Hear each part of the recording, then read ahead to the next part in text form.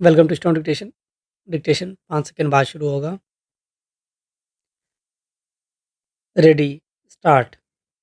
Iran पर Israel और America के हमले के बाद शुरू हुए युद्ध को अब 1 महीना से ज़्यादा हो चुका है, लेकिन अब भी तनाव और टकराव की आक्रामकता में कोई कमी नहीं देखी जा रही है।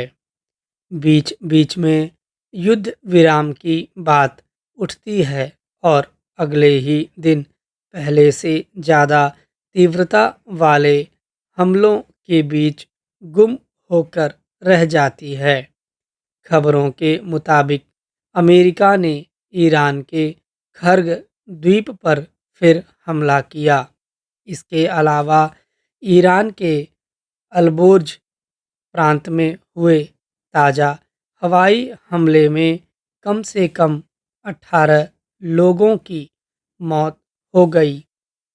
वहीं अमेरिका के राष्ट्रपति डोनाल्ड ट्रंप की इस धमकी ने वैश्विक स्तर पर चिंता बढ़ा दी है कि अगर ईरान मंगलवार रात 8 बजे तक होर्मुज जलमार्ग से जहाज़ों की आवाजाही पूरी तरह बहाल नहीं करता है, तो उसके सभी बिजली संयंत्रों और पुलों पर बमबारी की जाएगी।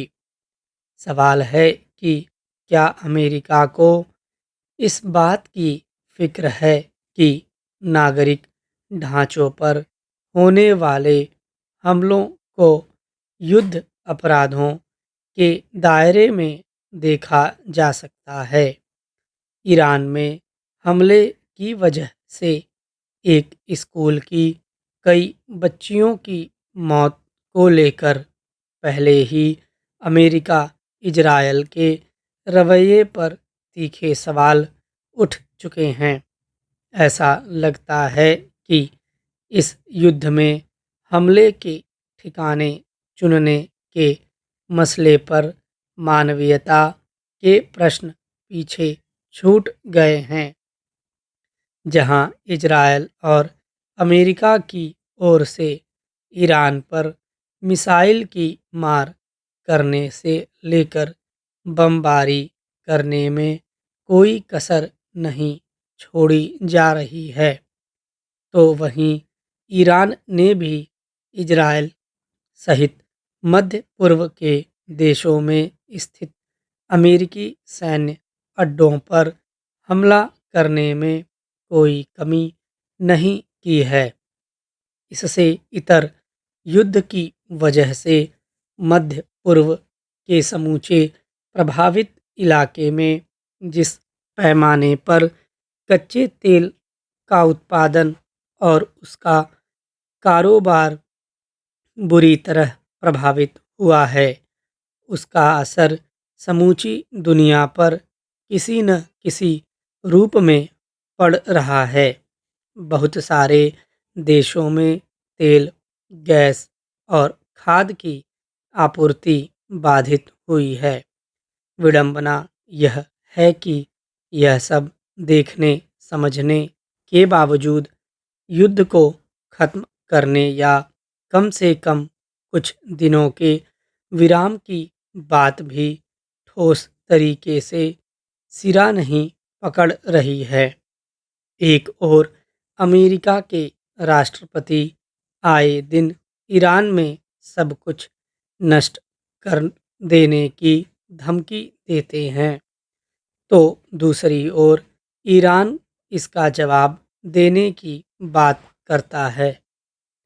तनाव के स्वरूप का अंदाज़ा इससे लगाया जा सकता है कि ईरान ने 45 दिन के युद्ध विराम के प्रस्ताव को खारिज कर दिया और कहा कि वह युद्ध की स्थायी और पूर्ण समाप्ति तथा फिर से ईरान पर आक्रमण नहीं किए जाने की गारंटी चाहता है। एक तरह से ईरान की इस मांग को समझा जा सकता है कि कूटनीतिक प्रयासों की सार्थकता तभी है जब किसी भी वार्ता के माध्यम से स्थायी समाधान तक पहुंचा जा सके।